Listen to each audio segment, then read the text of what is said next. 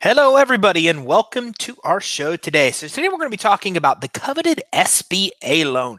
So many people would love to get SBA loans because they give you really long terms and really low rates, which means you can get a lot of money from SBA loans and be able to keep very, very, very affordable payments. But a lot of people don't know what's actually needed to get an SBA loan, nor do a lot of people that we talk to understand the steps to getting SBA loans. And that's exactly what we're going to dive into and talk more about today. Now, for those of you that don't know me, my name is Ty Crandall. I'm the CEO here at Credit Suite. At Credit Suite, we help business owners obtain business credit for their business EIN number that's not linked to their personal social. And we also work with all different kind of loans, including SBA loans.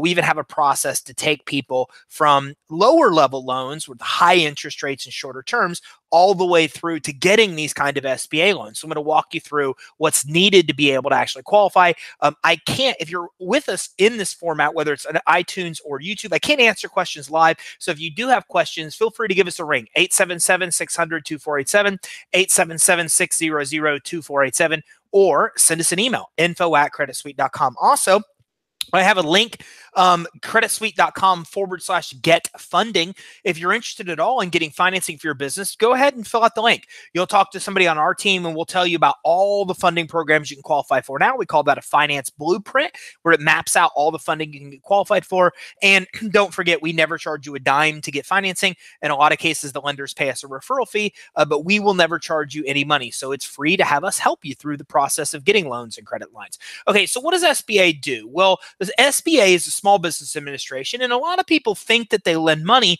but the reality is SBA actually does not loan money. Instead, what they do is they set loan guidelines, and they actually guarantee these loans in case of default. So what that means is it means that if a bank lends you $100,000, for example, and SBA guarantees 90% of that loan, then if you didn't make one payment, defaulted on the whole loan, SBA would give the bank 90% or 90,000 of that $100,000 loan. So because they're guaranteeing these loans, it then gives big banks, the big conventional banks, the Wells Fargo, the Bank of America, the Chases of the world, and then gives them the ability to lend to businesses because SBA takes most of the risk by guaranteeing these loans.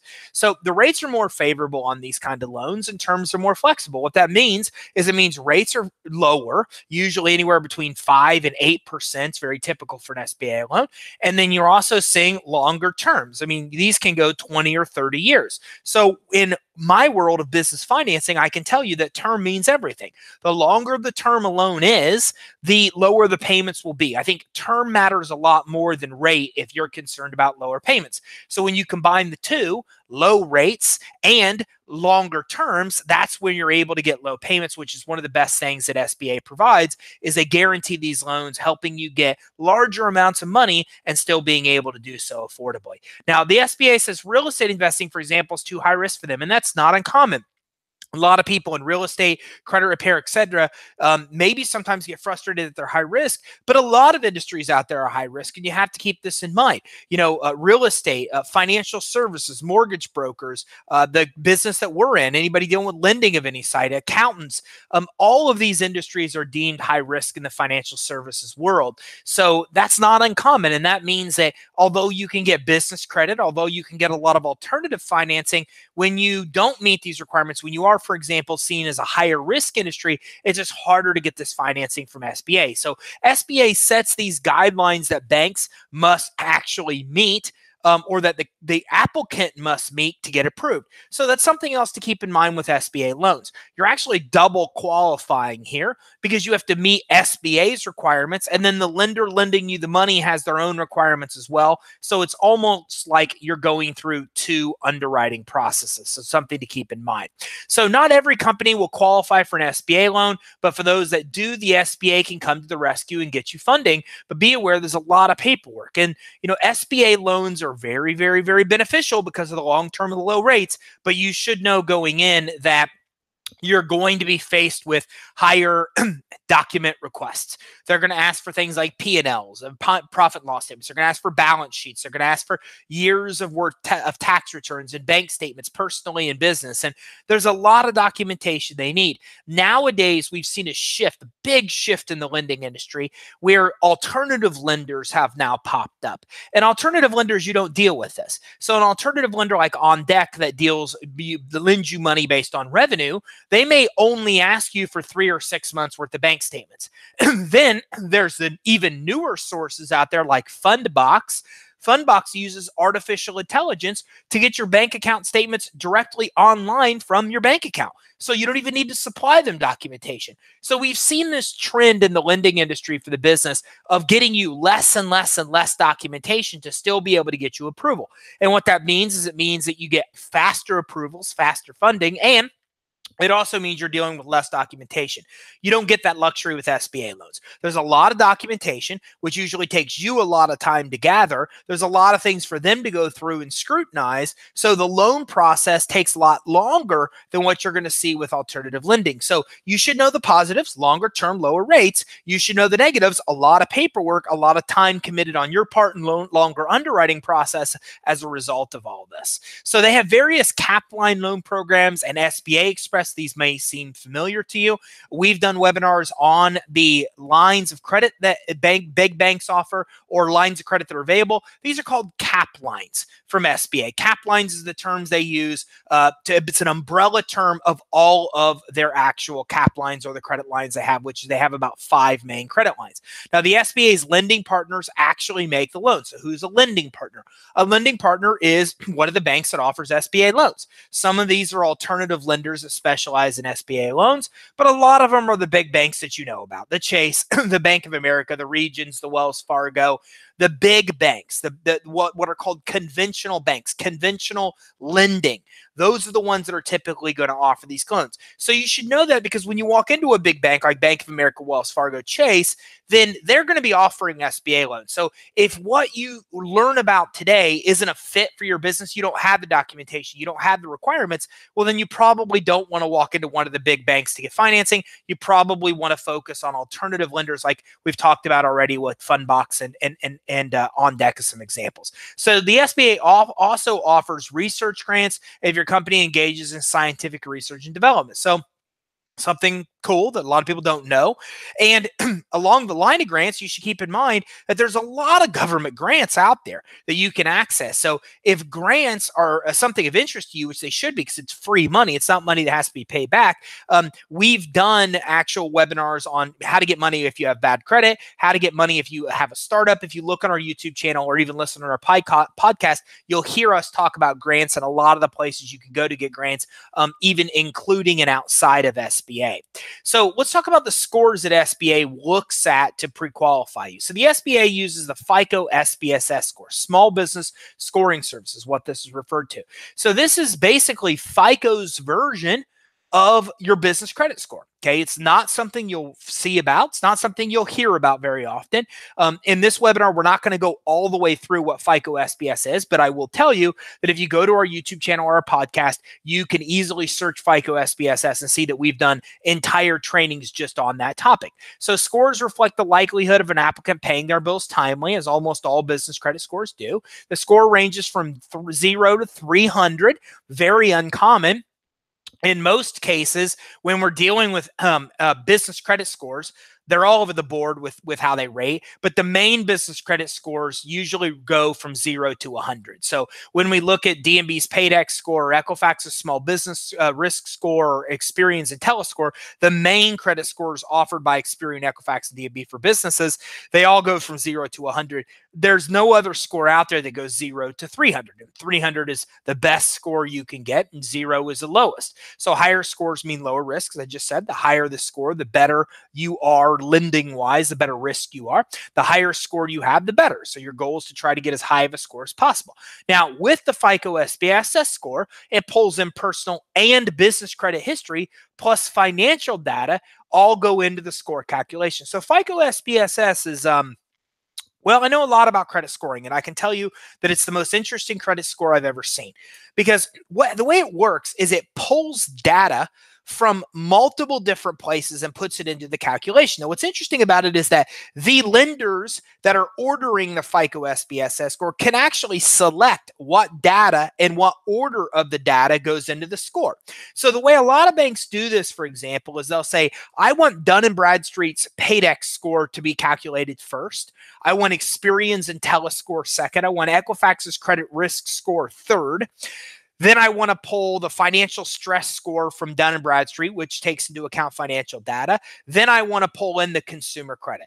So usually, even though consumer credit is part of the score, it's usually one of the later aspects of the score that's pulled in. So that means the score is typically heavier weighted towards your business credit profiles and scores versus your consumer credit profiles and scores. So for SBA loans, you got to be approved with a score of 140. You cannot be approved under 140. Now, why does this matter? Because what's interesting is that you cannot have a 140 score unless you have business credit established. It's impossible. The math of FICO doesn't work that way.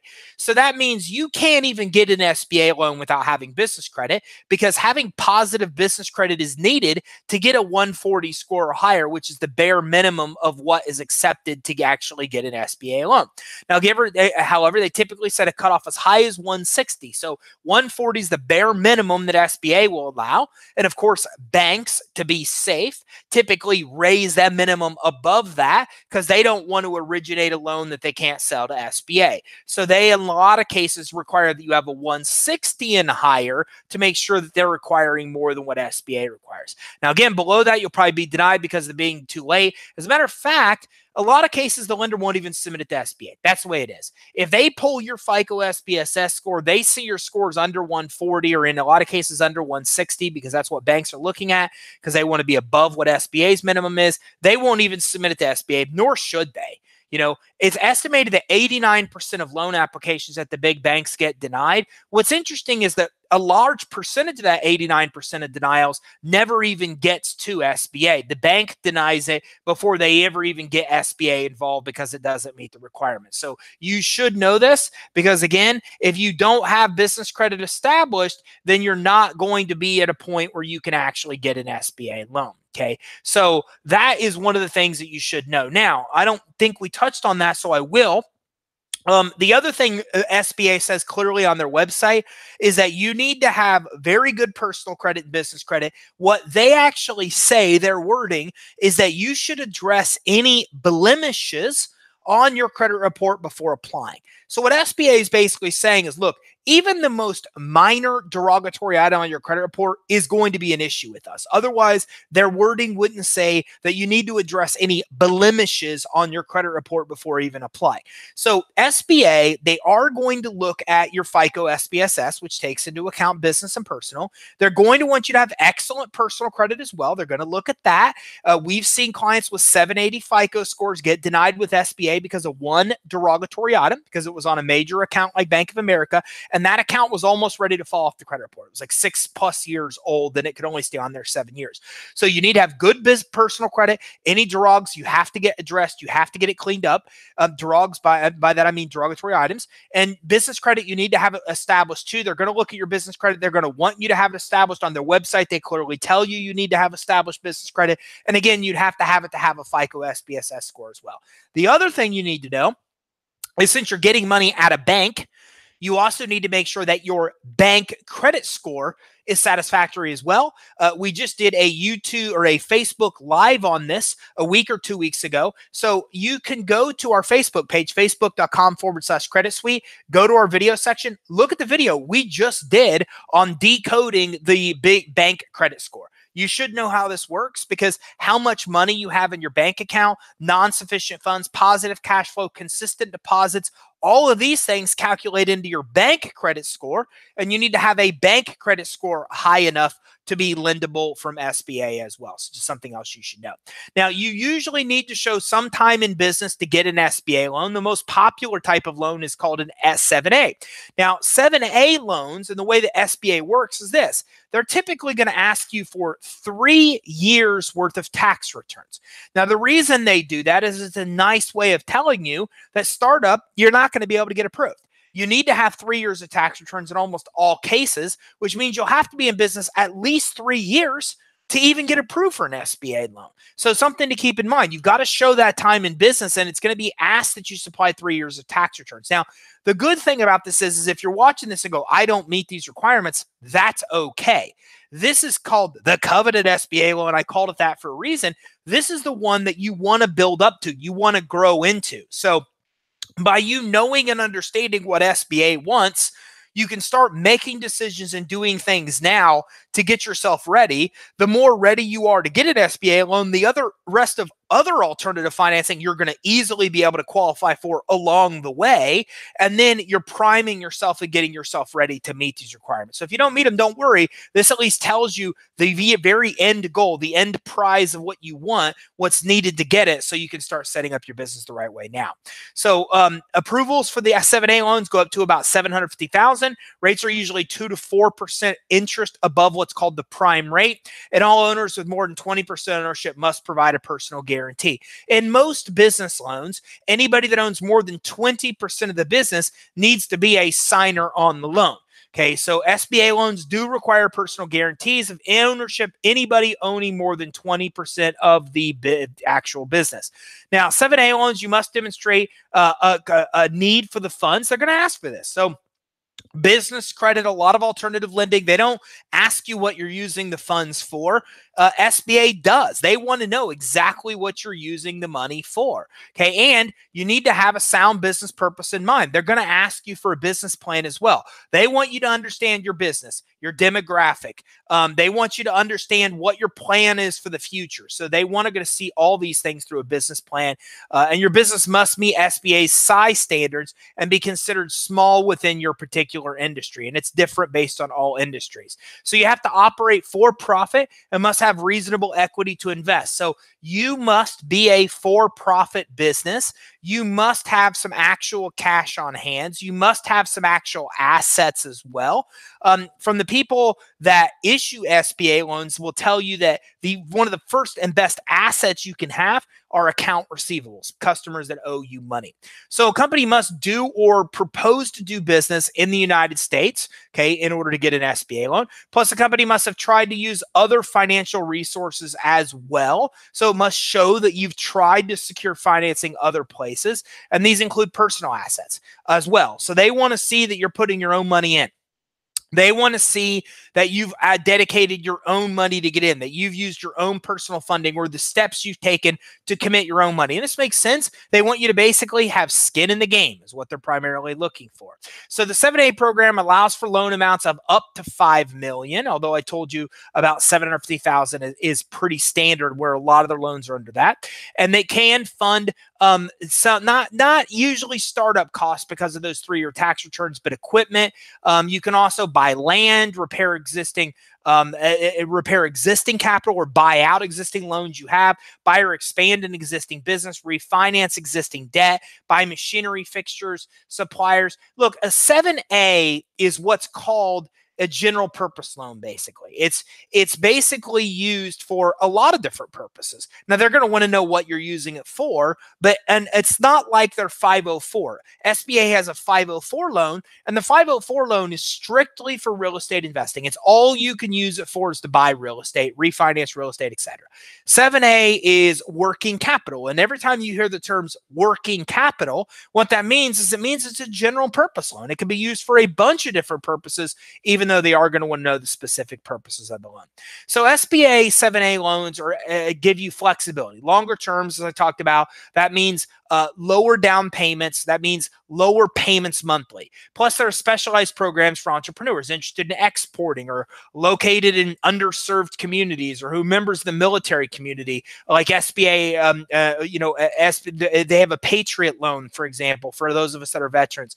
Those looking to meet short-term and cyclical working needs. So A lot of different specific purposes for SBA, as well as general purpose you can use these for. So most loans are repaid with monthly payments. Okay, so that's good. A lot of these loans nowadays with alternative lenders want daily payback, sometimes weekly payments. These are normal monthly payments, principal and interest.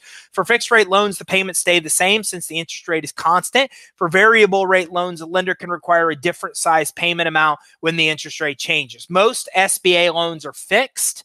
Okay, most of them are fixed rate loans. So your loan is set, your payments are set. You know what they're going to be month after month.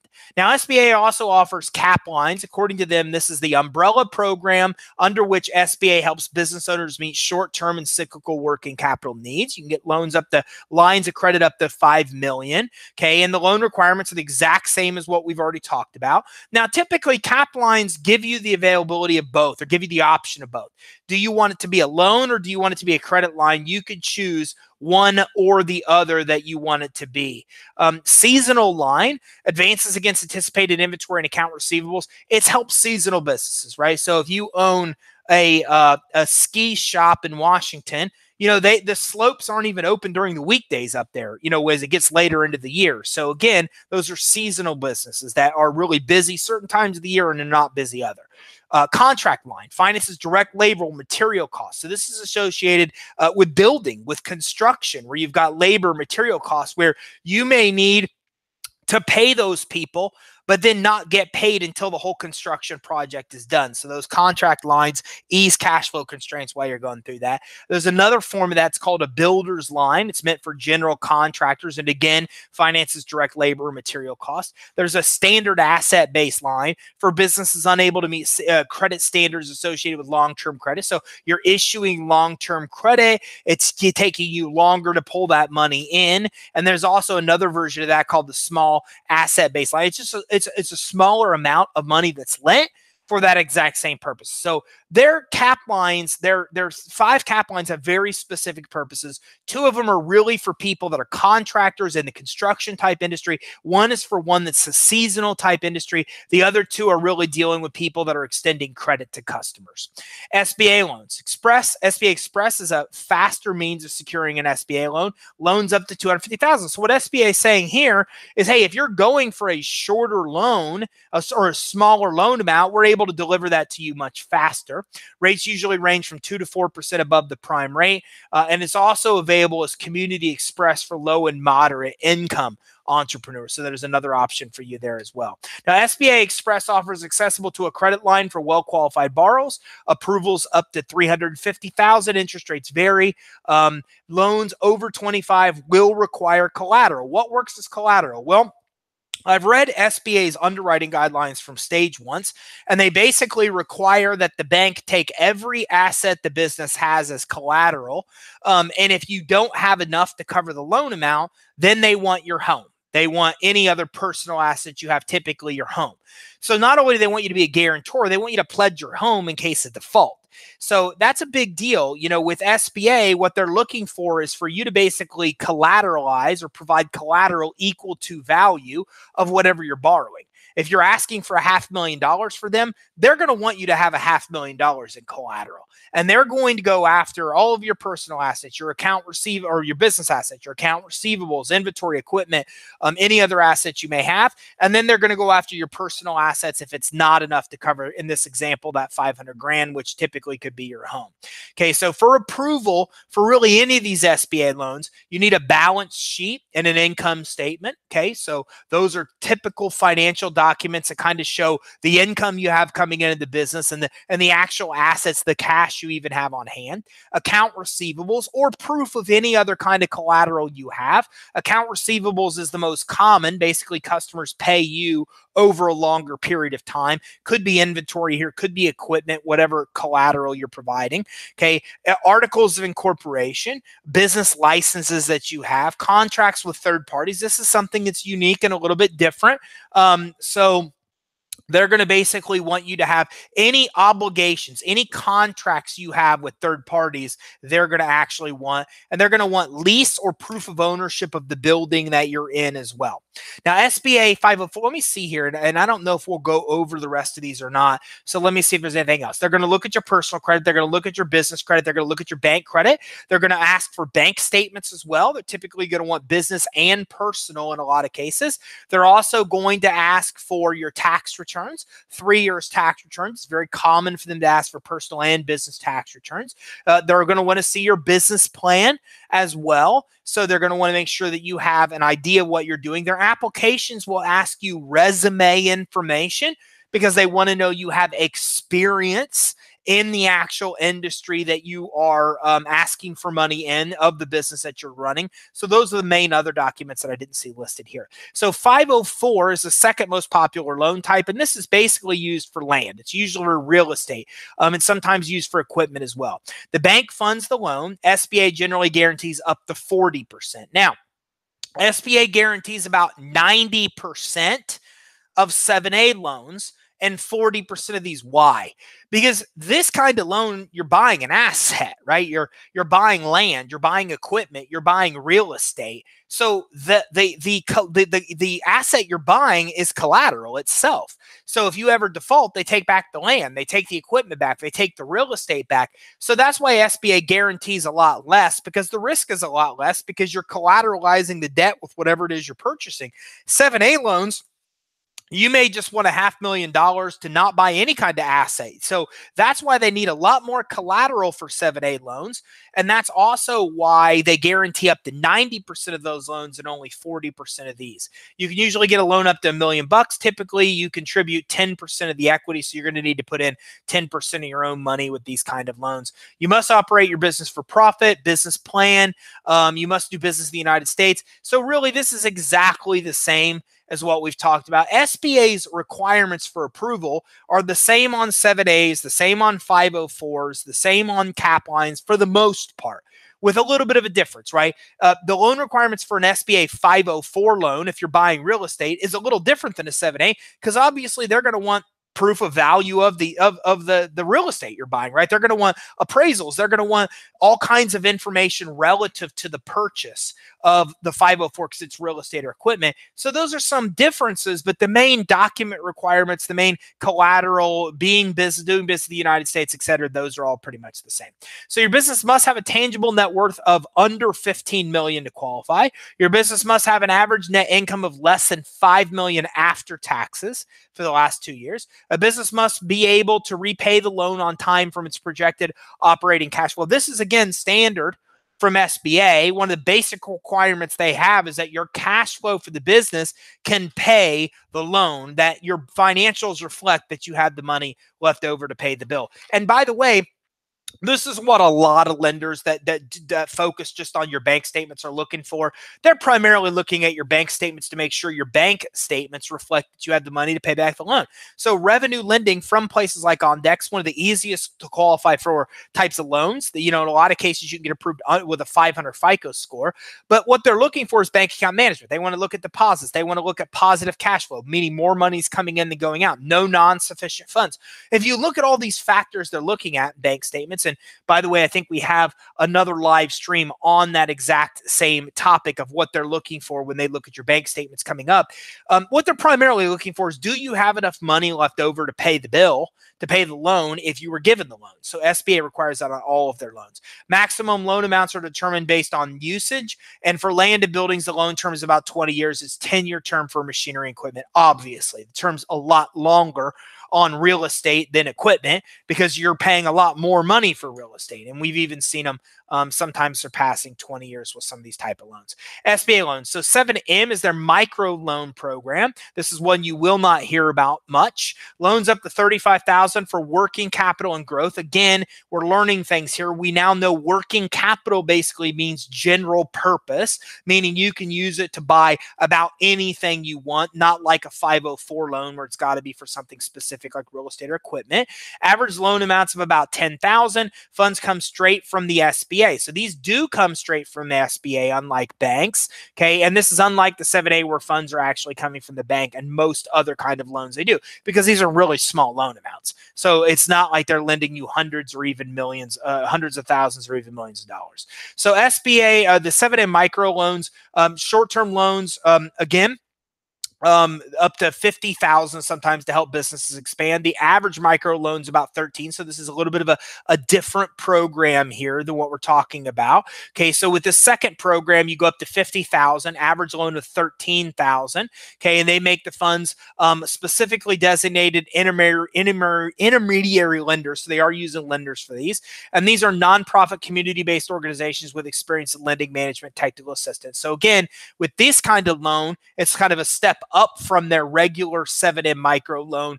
They're involving other companies, not necessarily the banks, but more community-based organizations that have experience in lending. And these intermediaries, I don't know why I can't say that today, make loans then to the eligible borrower. So micro loans have to be repaid in 6 years. It can be used for working capital, inventory, supplies. Again, there's a lot of different things you could use these for, because you know, there's their working capital loans. Working capital, again, primarily means that you could use them for a lot of different reasons. So hopefully you have a good idea of what we're talking about here. This wasn't supposed to be a long one. I usually do 30-minute or hour-long kind of walkthroughs of things. This wasn't going to be, I don't want to string it out and make it an hour long if it doesn't need to be. But now you know exactly what's needed to get an SBA. When we talked about the different kinds of loans, the 7A, the 504, the 7M, the micro loans. We talked about a couple different versions of those. We talked about their cap lines. So now you understand their loans, we understand the credit lines. You understand the requirements for approval, the good personal credit, the bank credit, the business credit. You understand the profit and loss and the balance sheet and the income statements and the tax returns and the bank statements. And they're going to want that personally business. They're going to want the resume. They're going to want to show that you have experience in the area that you're in. We're going to want to see a business plan, and you're going to have a personal guarantee. You're going to have collateral. Here's the best way to explain this, is that when you start to get a lot of business financing, you only need a strength. I call this the 3 C's formula: cash flow, credit, and collateral. So when you typically get a loan from a place like On Deck, all you need is cash flow. Okay, if you go get financing for unsecured credit lines, all you need is good credit. If you have collateral like a 401k or stocks, all you need is that collateral. Then you kind of grow to the next tier of lending, which I call lines of credit and term loans. These are longer term loans, lines of credit offered to alternative lenders, not Chase, not Bank of America, not SBA. Okay, those you only need maybe 2 of the 3. So instead of just one, cash flow, credit, or collateral, with those kind of loans, you need 2 of the 3. You need usually cash flow and good credit. You now need 2 of the 3. When you get to SBA, you need all 3. You need cash flow, credit, and collateral. That's what's required. The 3 C's: cash flow, credit, collateral. Cash flow, verifiable per 3 years tax returns. Good credit, business, personal, and bank credit. And you're going to need collateral to offset the amount that you're borrowing. So these are typically not ones you're getting as startups. These are ones you're getting as very well-established businesses, because as your business establishes, that's when you get the collateral. That's when you get the account receivables. You buy the equipment. You get the inventory. As your business grows, your assets grow. And that's what typically opens up the door for SBA loans. So that gives you a good overview of what SBA is, how it works. The loans that some of them they do offer with the micro loans, most that they don't, that they're offering them through banks. So hopefully this provides a really good summary of what SBA loans are, the different types that are out there, and what you actually need to be able to get approved. Now, again, don't forget, we've got a lot of free training available on our website, creditsuite.com. At the top right of our page, you'll find our social media icons, where we have our Facebook link, where we go live every single week. We go live every week, almost every week. Sometimes I'm out of town on Wednesday at 4 o'clock Eastern. You can ask questions there, so we can engage. You can ask questions in real time. We have our Twitter links, our Instagram link. We have hundreds of videos on our YouTube channel that teach you about getting loans, about getting credit, etc. You can even access our iTunes link to listen on the go. And again, if you're watching this on YouTube, like and subscribe to our channel so you get notified every week when we go live for these sessions. And then also, if you're listening on iTunes, make sure you go over to YouTube. And if you're on YouTube, make sure you go over to iTunes so you can download or and get access to our podcast and listen to all different kind of training on the go. And it's also the only place that we have interview formats. So for example, tomorrow I'm interviewing Perry Marshall. And if you guys don't know Perry Marshall, then you don't know much about marketing. Perry Marshall's been out there for a long time in the Google space. The 80-20 principle, the STAR principle, he's been part of a lot of really big moves forward in business. So again, if you're engaging on all of our social channels, you're getting access to all different kinds of training from some really top people that are out there, including myself teaching you about business credit financing. So make sure you check that out. Again, if you have any questions, please reach out to us and let us know. info@creditsuite.com, 877-600-2487. That's 877-600-2487, info@creditsuite.com. Thanks, everybody. I will see you next Tuesday at 1 o'clock Eastern here on YouTube. As always, our YouTube sessions are planned out weeks, if not months in advance. If you go to our YouTube channel and look at our events, you can see what's scheduled every Tuesday at 1 o'clock Eastern. Thanks, everybody. Have a great day.